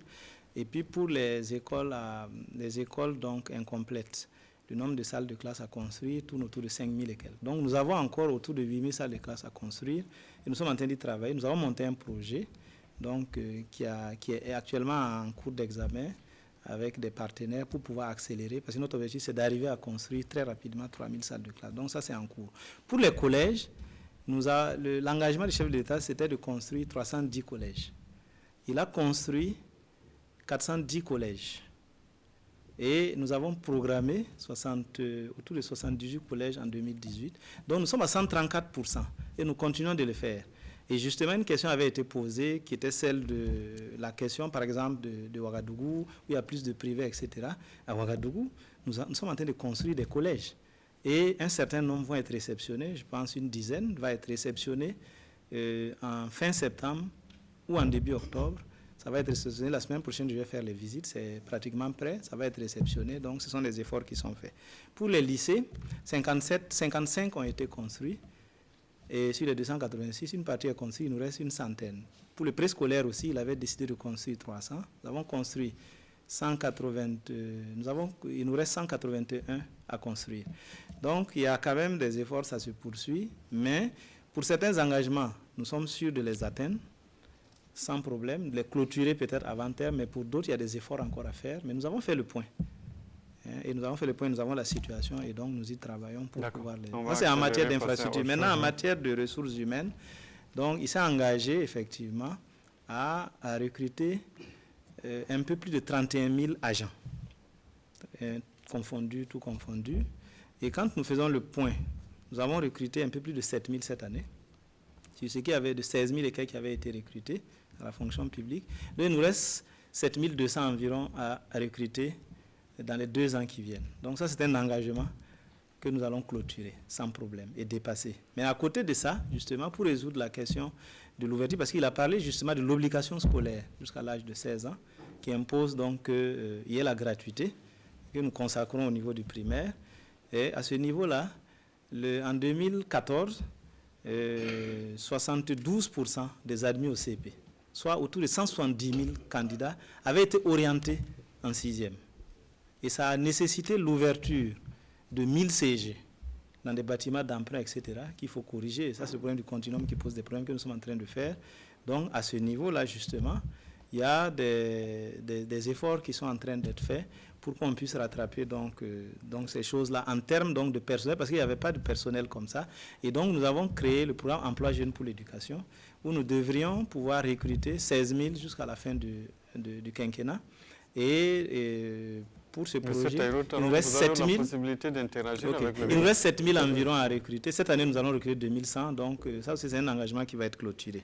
Voilà. Maintenant, pour ce qui est de la gratuité, au niveau du primaire, c'est consacré. Au niveau du post-primaire, nous avons fait une programmation. Nous avons décidé de réduire en 2018-2019, donc ça va se faire, réduire davantage en 19-20 et puis réduire totalement en 20-21. Dans le cadre de la programmation, ça va se faire. Tout à fait. Ce que je disais, je crois que la question de l'alignement de l'ODD 4 sur notre politique nationale et surtout sur les plans d'action et budget. Ce qui permet effectivement d'aller dans le sens de ce que vous êtes en train de dire. Mais aujourd'hui, pour évaluer les efforts du Burkina dans ce sens, il y a des difficultés parce que l'alignement n'est pas très perceptible. Oui, tout à fait. C'est-à-dire qu'il y a la part du budget à consacrer à l'éducation, par exemple. On nous dit de consacrer au moins 20% du budget à l'éducation, etc. Moi, je dirais même que, par exemple, dans ce cas de figure-là, 20% au stade actuel où nous en sommes n'est pas suffisant. Pour moi, 20%, il faut le consacrer régulièrement lorsque on a réglé tous les problèmes éducatifs. Moi, j'ai besoin d'au moins 50% du budget alloué à l'éducation pendant quelques années pour régler tous les problèmes et maintenant revenir à 20%. Sinon, actuellement, nous sommes à 19% environ. Et nous pensons que pour 2018, lorsqu'on va finir de mettre en œuvre donc, les points de protocole d'accord et un certain nombre d'engagements, on devrait être même un peu au-delà, mais les problèmes ne seront pas réglés. Donc, il y a des efforts qui doivent se faire. Et de ce point de vue, comme il l'a dit, donc, nous sommes appuyés aussi par des partenaires, des partenaires techniques et financiers qui nous accompagnent, etc., pour pouvoir atteindre cela. Mais on a encore jusqu'à 2030, je pense que ça va se faire. Allant dans le même sens, puisque vous avez parlé des 20%, effectivement, vu les défis au niveau de l'éducation, on voit que bon, les 20% sont atteints presque, oui. Mais en réalité, il y a toujours des défis. Et l'enquête parlementaire a recommandé une augmentation de au moins 35% du budget de l'État soit alloué à l'éducation. Mais à l'éducation du préscolaire jusqu'au supérieur. Le protocole d'accord signé avec les syndicats d'enseignants, à l'intérieur aussi, il y a 30% d'augmentation du budget de l'éducation. Et comme on est dans le processus, 2019 est déjà là, est-ce qu'il y a quelque chose qui est fait dans ce sens pour que nous puissions aller à cette augmentation? Oui, tout à fait. La mise en œuvre des points du protocole, les accompagnements qui sont faits permettront, je suis sûr, d'atteindre donc cela. Ce que je voudrais dire, c'est que les 35% et autres, c'est l'éducation qui part du préscolaire jusqu'au supérieur, en fait. Mais si on se limite à l'éducation vue MENA, qui va du préscolaire jusqu'en terminale, effectivement, c'est ces chiffres que j'ai donnés. Mais je dis qu'effectivement, comme vous l'avez dit, il nous faut beaucoup plus. Mais il y a énormément de défis. Il y a un défi sécuritaire qui est là. Il faut aussi, pour pouvoir aller à l'école, être dans des conditions de sécurité qui permettent de le faire. Donc, à côté de cela, il y a des arbitrages à faire qu'on doit accepter. Il faut aussi investir, ça c'est une nouvelle donne, suffisamment dans la sécurité, ça c'est même demandé. Il faut investir aussi aujourd'hui, dans le cadre de la paix sociale, il faut investir donc pour pouvoir respecter les protocoles d'accord. Je vais vous arrêter pour qu'on revienne sur, un peu axé sur les objectifs là. Oui. Vous aviez commencé à parler du continuum, c'est dans le volet que M. Traoré doit aborder. Oui, j'allais en venir. Parce qu'il vous reste juste 3 minutes en fait. J'allais en venir, allez-y. Naturellement. Alors il y a la question du continuum qui a fait beaucoup de gorge chaude, qui a été en quelque sorte stoppé. Si j'ai bien compris ce qui a été dit dans certains rapports. Et il y a aussi la question des curricula, donc ils sont en lien bien sûr avec le continuum. Tout à fait. Bon, depuis 2003, nous sommes engagés dans la réforme des curricula. Nous sommes en 2018, ça fait bientôt 15 ans. Alors, qu'en est-il effectivement avec toutes ces questions-là? Oui, non, en effet, dans le cadre de la réforme curriculaire, nous devrions pouvoir, à partir de 2019, la rentrée 19-20, commencer à expérimenter les nouveaux curricula à l'échelle. Il y a des expérimentations qui se font au niveau pilote déjà, et nous devons pouvoir commencer à les vulgariser. Donc nous travaillons à cela. C'est un défi que nous devons. Il y a eu des retards, mais nous travaillons à cela. Et c'est pour cela que j'ai apporté des 109 à la Direction générale de la recherche en éducation et en innovation pédagogique, la DGRF, qui travaille sur ces curricula-là, à l'effet de pouvoir booster cela. La question du continuum a été stoppée. Moi, je dirais a été ralentie, puisque comme j'ai dit tantôt, on est en train de travailler à ce qu'au plus tard, à partir de 2021, on consacre donc l'obligation scolaire, la gratuité, donc au niveau de ces 2 sous-cycles-là, pour pouvoir y aller. C'est pour tenir compte des difficultés qu'on a vécues. Je vous ai dit tantôt qu'en 2014-2015, pour mettre en œuvre justement cet engagement-là, on a dû orienter en 6e 72% des 170 000 élèves environ, donc 72%. Et donc ça a occasionné l'ouverture d'au moins 1000 CEG, pour la plupart dans des bâtiments d'emprunt, etc., dans des conditions difficiles. Ce qu'on est en train de rattraper, c'est pour ça que le chef d'État s'était engagé à construire 310. On a dépassé l'engagement et on continue de le faire. C'est pour pouvoir donc corriger ces choses-là au fur et à mesure que nous faisons. Donc moi, je suis confiant que d'ici 2030, on devrait pouvoir s'en sortir, avec bien sûr votre accompagnement. Alors, votre temps est épuisé, M. Traoré. Nous allons vous inviter à rejoindre votre place. Nous avons M. Abdine Diabaté qui nous appelle de Banfora. Bonsoir. Oui, bonsoir. Bonsoir, Monsieur le ministre. Alors, j'ai quelques questions. Et ma première question, ça concerne l'insécurité au niveau de l'Est et au niveau du Sahel. Alors, vu qu'au niveau de l'enseignement secondaire et au primaire également, les gens ne demandent pas à partir vers le Sahel et qu'il n'y a pas des affectations spéciales pour ceux qui sont dans d'autres provinces, est-ce qu'il n'est pas possible de désintéresser ceux qui sont déjà dans le Sahel, ne serait-ce qu'avec une indemnité spéciale? C'est vrai que cette indemnité ne peut pas couvrir leur vie si toutefois il y a des problèmes, mais ça permet au moins de les encourager à travailler dans la sérénité. Ça, c'est la première question. La deuxième question, c'est par rapport aux directions provinciales de l'enseignement post-primaire et secondaire. Alors, nous savons qu'aujourd'hui, avec le continuum, il y a des CG qui sont très éloignés des régions, des chefs-lieux de région. Est-ce qu'il n'y a pas lieu de créer des directions provinciales pour ne serait-ce que rapprocher un peu l'administration aux différents CG? Alors, la troisième, c'est une doléance. J'avais deux questions, s'il vous plaît, monsieur Diabaté. Oui, c'était 3. 2 questions, s'il vous plaît. Bon, ça va, ok. Ah? Ouais. Monsieur le ministre. Voilà, merci beaucoup. Tout à fait, c'est des questions qui sont abordées en lien aussi avec les affectations, qu'on va dire spéciales. Donc je pense qu'au niveau du gouvernement, pour nous, il faut éviter de stigmatiser des zones. Au départ, on parlait du Sahel, après on a vu des situations dans le nord, on a des situations à l'est, etc. Le gouvernement, dans sa politique, c'est de faire en sorte que dans chaque localité de ce pays, on puisse aller et venir en paix, on puisse enseigner en paix. Et c'est ces efforts-là que nous faisons pour pouvoir y aller. C'est pour ça que nous évitons de stigmatiser en disant il faut ceci, il faut cela. Et donc à ce niveau, ce ne sont pas des questions qui sont d'actualité pour le moment. Maintenant, pour la question des directions provinciales des enseignements post-primaire et secondaire, c'est tout à fait juste. Donc nous sommes engagés à les opérationnaliser déjà dans le cadre du protocole d'accord, mais ça est dans l'organigramme. Donc c'est pour leur assurer que nous avons adopté l'organigramme de ces DPEPS. Donc c'est en cours de signature. Donc l'arrêté est au niveau du visa du contrôle et il va être signé. Et leur assurer que d'ici début octobre, 21 directions provinciales seront créées et les 24 autres seront créées d'ici mars 2019. C'est pour tenir compte donc de nos réalités budgétaires de la programmation. Et donc, en principe, avant fin 2019, tout va être créé. Mais déjà, d'ici donc début octobre, donc 21 seront créées. Alors, en attendant que la régie nous fasse... Ok. La plateforme que nous allons découvrir, une question. Monsieur Wali du Centre, révision des manuels d'éducation du primaire au secondaire. Je trouve qu'on enseigne plus l'histoire des autres peuples au détriment de notre propre histoire incomplète. À quand l'inversion de cette tendance et à quand une burkinisation de nos manuels scolaires, monsieur le ministre? Oui, tout à fait. Cette question est prise en compte dans le cadre de la rédaction des nouveaux curricula et on a imposé un pourcentage de 35% au moins donc, de savoir endogène donc, dans les curricula. Et donc, dès qu'ils seront donc, vulgarisés, et nous espérons pour compter de la rentrée scolaire 19-20, donc ils verront effectivement les changements. Sinon, c'est pris en compte dans la réforme curriculaire. Alors, nous allons inviter M. Célestin Pouya qui est avec nous. Il est analyste politique à WaterAid.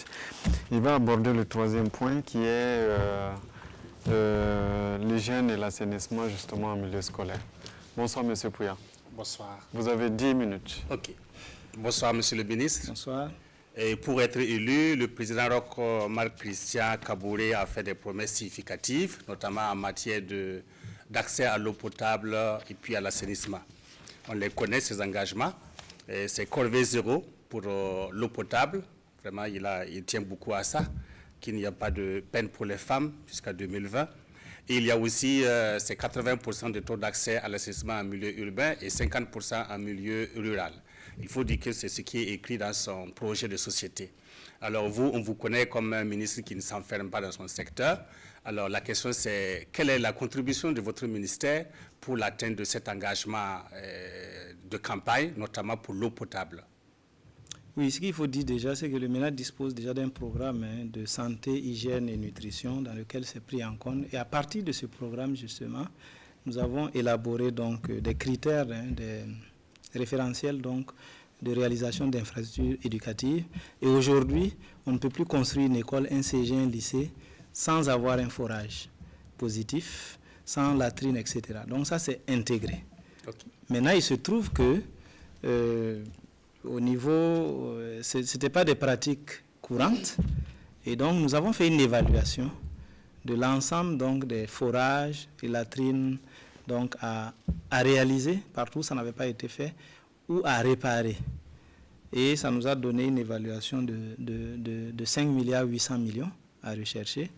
Et donc, nous y travaillons. Sinon, il y a un effort qui est fait. Mais un effort qui est fait aussi avec l'accompagnement de nos partenaires, hein, comme par exemple CRS, qui a une initiative comme ILMA sur 2 provinces, où justement, ils ont décidé, ils ont touché plus d'une centaine d'écoles. Et pour la phase 2, 219 écoles seront touchées, où effectivement, ils réalisent donc des forages, des latrines, pour permettre cela. Il y a aussi l'accompagnement de l'UNICEF et de WaterAid qui nous accompagnent aussi pour la réalisation d'infrastructures dans ce sens-là, pour régler ces questions. Donc l'un dans l'autre, ça devrait pouvoir se faire. Donc c'est une question qui est vraiment prise en compte au niveau du MENA et que nous travaillons à réaliser. Ça fait partie aussi des engagements du chef de l'État, mais aussi des engagements que nous avons pris avec les partenaires, la coordination nationale des syndicats de l'éducation, dans le cadre du protocole d'accord. Effectivement, on sent qu'il y a beaucoup d'efforts en tout cas qui sont faits. Mais quand on regarde en avril 2018, nous voyons que c'est seulement 54,9% des écoles qui sont dotées de points d'eau modernes, fonctionnels. Ça veut dire que sur les 12 657 écoles que nous avons au Burkina Faso, c'est seulement 6 946 écoles qui sont dotées disons, de ces points d'eau modernes et fonctionnels. Ça veut dire qu'aujourd'hui, nous avons jusqu'à 5 711 écoles qui sont sans accès à l'eau potable. Est-ce que d'ici 2020, on pourra avoir les 100%? En fait, c'est notre objectif, hein, c'est un engagement du chef de l'État. En fait, ce qu'il faut dire au niveau du MENA, nous évaluons chaque 6 mois donc des engagements du chef de l'État que nous considérons comme des engagements traceurs. Okay. C'est des engagements qui auront un impact significatif sur le développement du système éducatif en termes d'accès, en termes de qualité, en termes de maintien, etc. Et parmi ces engagements, il y a ces aspects-là. C'est pour cela que nous avons réalisé de 2016 à 2018 543 latrines et pour un montant de 2 milliards 170 millions. Nous avons réalisé 320 forages sur cette période-là pour un montant de 2 milliards 401 millions. Et nous avons évalué à la date de fin juin justement ce qu'il y a à faire, comme vous avez dit, et c'est ce qui nous amène à rechercher 5 milliards 800 millions. Donc, nous sommes là-dessus. On devrait pouvoir le mobiliser avec l'accompagnement de nos partenaires, mais aussi avec le budget national. Il y a un effort qui doit être fait pour respecter ces engagements. Mais ce travail donc d'évaluation des engagements traceurs réguliers est fait avec le bureau de suivi du programme présidentiel pour aussi attirer l'attention donc des autorités, des plus hautes autorités sur la nécessité de nous accompagner davantage pour que nous puissions réaliser cela. Oui, vous avez parlé de recherche de financement pour justement l'accès à l'eau potable dans les écoles. On sait aussi que le ministère de l'eau et de l'assainissement fait pareil. Et comment se fait la synergie d'action entre vos 2 ministères? Ce qu'il faut dire à ce niveau, le ministère de l'eau et de l'assainissement effectivement fait pareil, mais c'est surtout l'aspect corvée eau. Maintenant, partout où ils le font, il y a des écoles à côté, il y a un choix qui est souvent fait de le privilégier soit à l'école, soit à côté de l'école. Parce que même les forages que nous réalisons dans les écoles font l'objet d'une certaine gestion. Et au niveau de ces forages, les populations aussi utilisent un stress important parce que si vous n'avez pas l'eau chez vous, ça pose des problèmes, etc. Donc ce travail est fait. Ce que je voulais dire, c'est qu'actuellement, dans le cadre de la recherche de financement, nous avons monté un projet de construction de 1000 écoles de 3 classes. Donc si ce projet effectivement est financé, il est pas loin d'être financé. Et dès qu'il est financé, ça permettra d'avoir 1000 forages. Parce que ça va permettre d'éliminer les paillotes et pouvoir réaliser. Donc ça va, puisque lorsqu'on construit une école à 3 classes, on met nécessairement un forage positif. Ça, c'est la condition pour commencer, plus des latrines. Donc, tout ça, ça va contribuer à le faire. Mais avec le ministère de l'Eau, nous y travaillons. Et donc, chaque fois qu'ils doivent réaliser, quand il y a des écoles, il y a un choix qui est fait de façon à ce que ça puisse aussi contribuer, si l'école n'a pas de forage, à l'atteinte de ces objectifs-là. Oui, vous avez parlé tantôt de latrines. On sait qu'au niveau des écoles, effectivement, quand on regarde les performances du secteur, les écoles qui ont accès, notamment les écoles primaires qui ont accès aux latrines, c'est 70%, 70,7%. Tout à fait. Voilà, ça c'est exact, mais quand on regarde aussi, ça c'est au niveau du primaire. Oui. Et au niveau du secondaire... ça se dégrade. Oui, ça se dégrade. Tout à fait. Et, par exemple, pour préparer cette émission, nous avons discuté avec les écoles aux alentours. Notamment hier, il y a, disons, des professeurs femmes qui nous ont dit que dans leur établissement, ils ont une seule latrine pour 70 femmes. Et que c'est vraiment difficile pour elles, n'en parlons pas des élèves en quelque sorte, et que des fois c'est compliqué, et qu'il y a aussi même des femmes qui, disons, qui font tout pour ne pas avoir besoin de ces latrines-là, se côté jusqu'à la maison. Donc on sait effectivement que ça c'est un peu difficile. Comment au niveau du ministère ce point crucial-là est géré particulièrement? Oui, c'est ce que j'ai dit. En fait, il est pris en compte. Avant de pouvoir résoudre la préoccupation, il faut évaluer. Oui. Nous avons fait une évaluation, hein, c'est valable pour la clôture. On parle de latrines, mais la sécurisation aussi des écoles, la clôture, etc. Nous avons fait des évaluations, ça c'est le point de départ.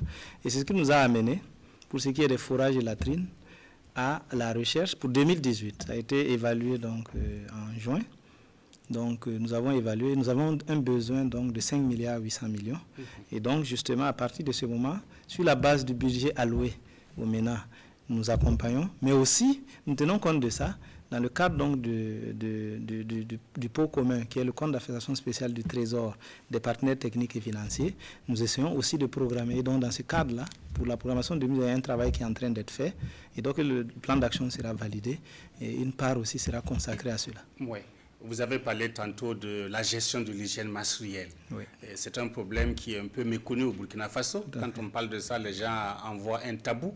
On sent que vous avez une préoccupation par rapport à ça. Tout à fait. On a été admiratif quand vous avez en tout cas célébré avec vos partenaires, notamment l'UNICEF, WaterAid et puis aussi vos services de consanté de l'État, célébrer la journée mondiale de l'hygiène menstruelle. Voilà, ça a été beaucoup suivi. Et maintenant, on sait que vous avez mis en place un projet pilote voilà, qui a été bien évalué.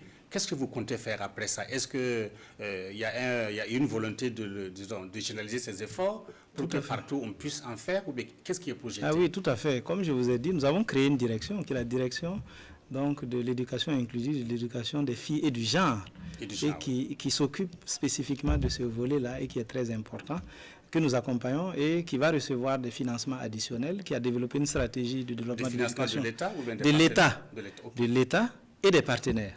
Okay. De l'État et des partenaires, donc pour développer cela. Donc ça. Pouya qui a vraiment préparé son entretien avec beaucoup de chefs. Félicitations. C'est ce qu'on demande à nos invités parce que nous sommes dans un exercice de contrôle et donc il faut amener les autorités à rendre compte. Et c'est ce que vous venez de faire. Merci à vous, M. Pouya. Alors, il y a M. Yambré Bouraïma qui nous appelle de Ouarghaï. Bonsoir. Oui, bonsoir, monsieur le ministre. Ma question, je voulais poser cette question. Le ministre, on assiste que d'ici là, vous êtes en train de fermer les écoles privées, alors qu'au niveau du continuum, il n'y a pas de logement, il n'y a pas de bâtiment, à plus forte raison, l'assainissement.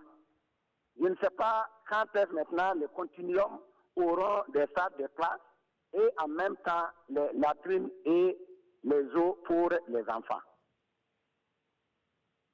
C'est ça ma question. Merci beaucoup. Non, j'ai bien compris la préoccupation. En fait, l'évaluation des établissements privés ne se limite pas seulement à la superficie, aux infrastructures, mais va aussi sur l'aspect ressources humaines.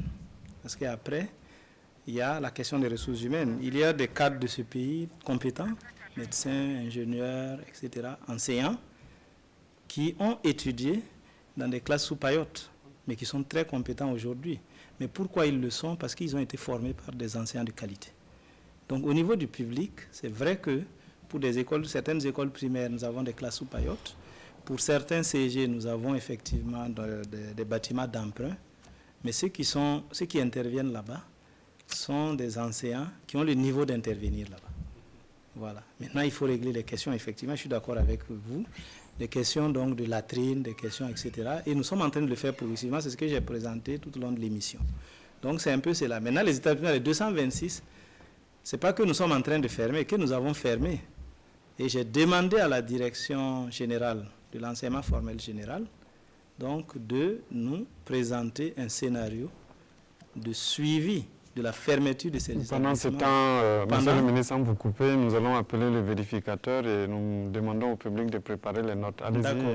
Donc, je lui ai demandé dessus parce que nous disons que c'est de façon fermée. On a publié. Et maintenant, il faut qu'on s'assure que c'est fermé. Donc, pendant une période de l'année, ça va être suivi avec l'accompagnement des gouverneurs, des forces de défense et de sécurité. On est en train de travailler à un scénario qui va se faire, ça va être fermé.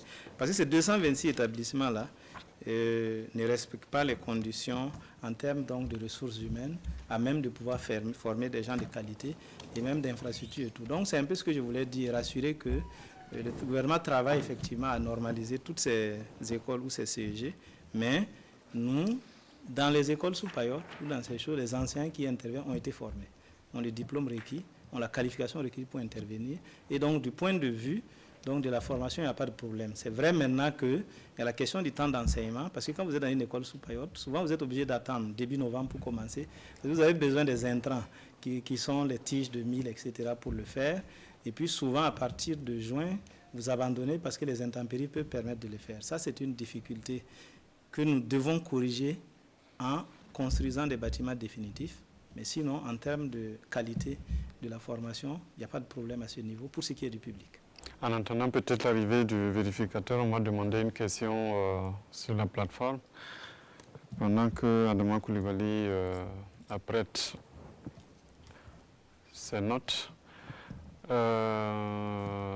Monsieur Souleymane Nana, des Cascades. Monsieur le ministre, à quand le nouveau, on va dire le nouvel organigramme prenant en compte le préscolaire? Le domaine préscolaire n'est pas du tout visible dans le MENA, ce qui empêche que l'on ne prenne des mesures en vue de son développement. Le taux de préscolarisation est le plus faible parmi les autres ordres. Tout à fait. Effectivement, à ce niveau, il y a un certain nombre de facteurs liés à cela.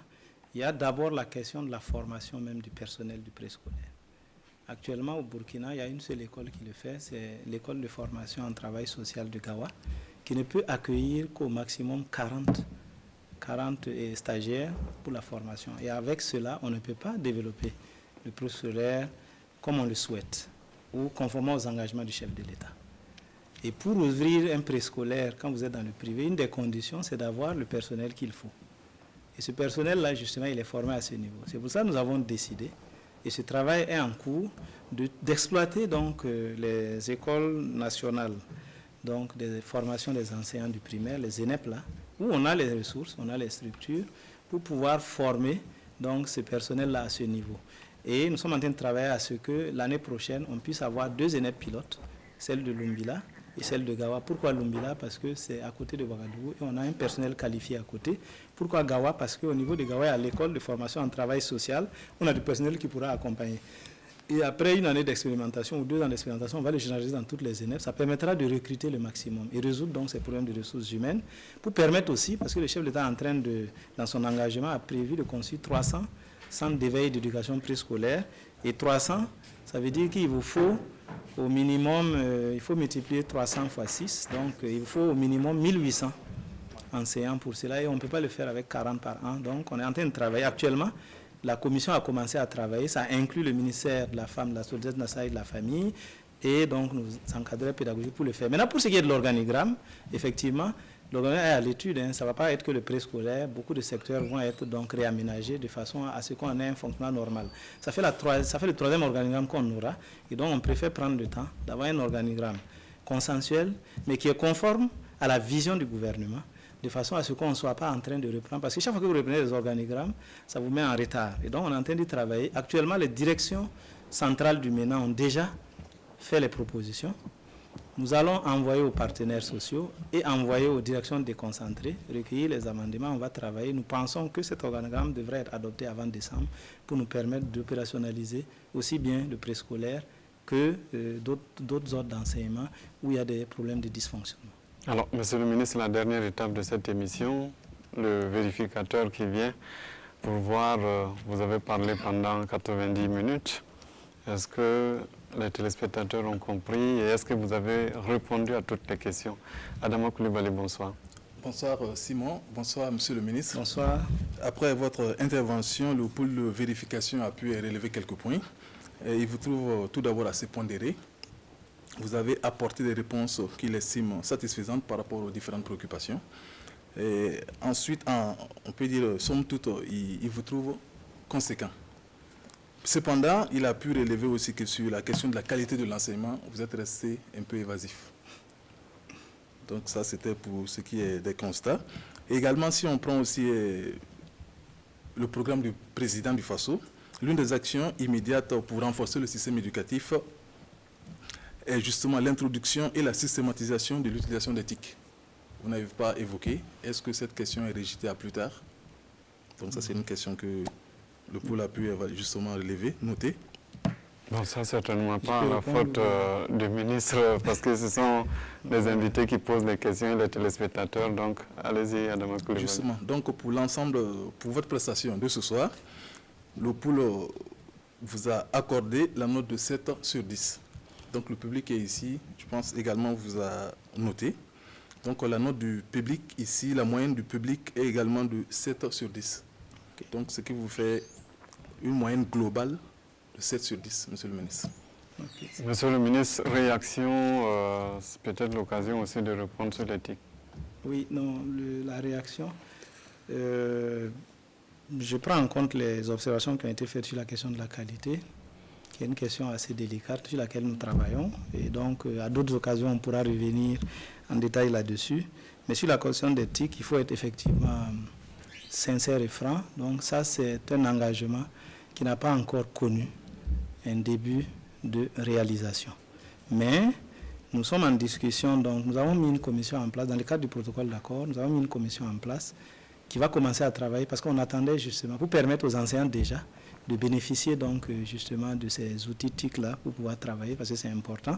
Nous avons mis en place une commission, nous attendions donc les représentants du ministère des Finances parce que les enseignants souhaitent avoir des accompagnements pour pouvoir bénéficier, pour pouvoir acquérir ce matériel. Donc ça va se faire. Mais à côté de cela, il y a quand même la formation, l'IFADEM, l'initiative de formation à distance des maîtres, qui a démarré et qui est à la phase d'expérimentation avec 2000 à 2500 enseignants, que nous souhaitons vulgariser afin de pouvoir, à partir des TIC, pouvoir former de façon, à travers la formation continue les enseignants, mais utiliser aussi cela pour pouvoir donc enseigner. Maintenant, il y a d'autres aspects liés aux questions sécuritaires qui nous amènent à mener la réflexion. Nous avons commencé la réflexion là-dessus pour voir est-ce qu'on ne peut pas utiliser les TIC pour pouvoir donc résoudre des préoccupations d'enseignement liées à des défis sécuritaires.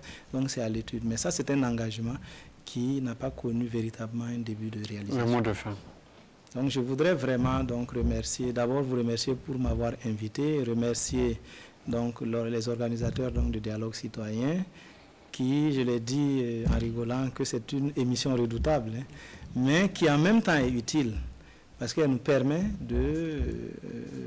d'être redevable vis-à-vis de nos citoyens et de dire voilà ce qui est fait, et surtout de se dire on a dit ça, la prochaine fois ce n'est pas la même chose qu'on doit dire, il faut revenir encore pour dire mieux et nous amener au travail. Et donc moi je suis vraiment très très heureux d'être passé ici, donc c'est mon premier baptême de feu, je suis très heureux d'être passé, je vous félicite et je souhaite que vous puissiez continuer, et parce que ça permet vraiment donc de façon très transparente et claire d'interagir avec la population et de pouvoir dire les choses qui sont vérifiables et qui donc permettent aussi au gouvernement de dire ce qui se fait, parce que vous imaginez quand on dit bon on élimine des classes sous paillotes, moi j'ai une classe sous paillote dans mon village, c'est pas encore fait, je vais peut-être dire que bon rien n'est fait. Mais quand je dis qu'il y a un peu plus de 1500 par exemple classes qui ont été construites, ça permet de dire ah il y a quelque chose qui est fait, ils ne sont pas encore arrivés chez moi mais ça va venir. Et ceux chez lesquels c'est arrivé, ils le savent, etc. Donc je trouve que c'est une émission formidable qu'il faut donc maintenir et même renforcer. Et pourquoi pas donc se présenter comme modèle et pouvoir donc le vendre dehors, c'est important, parce qu'on a souvent tendance à négliger ce qui se fait ici. Donc je ne sais pas si ça se fait ailleurs, mais je pense que ça c'est un modèle. Vous êtes pour moi des experts maintenant de cette expérience-là. Il serait bon peut-être de voir comment vous pouvez le dupliquer ailleurs, mais en vous présentant comme donc les propriétaires donc c'est ces émissions. En tout cas, merci beaucoup. Merci de nous avoir donné l'occasion à l'orée de la rentrée de pouvoir donc parler donc de ce qui est fait. Et j'espère qu'à travers cette émission, ça va rassurer et calmer le monde éducatif afin de nous permettre d'avoir donc une rentrée apaisée afin que nous puissions ensemble travailler au développement de notre système éducatif. Merci, Monsieur le ministre. C'est un baptême de feu, mais je dois vous rassurer que vous venez de remporter la meilleure note qu'on a jusque-là sur ce plateau. Vous êtes le 3e ministre qui gagne. C'est la meilleure note, personne n'a gagné mieux. Donc, félicitations à vous. Et je précise, comme je le fais chaque fois, nous ne notons pas les activités du ministère, du ministre sur le terrain, nous notons juste la prestation. Nous demandons au public qui est là de nous dire est-ce qu'il est convaincu par les réponses que vous avez apportées sur ce plateau. C'est juste cela que nous notons. Merci. Et donc, à travers ce que le public dit, ça montre aussi que les téléspectateurs ont certainement retenu quelque chose et ont été convaincus par les réponses que vous avez apportées. Voilà, merci à vous de nous avoir suivis. Ruth Bini Ouattara vous retrouve tout à l'heure pour la dernière édition.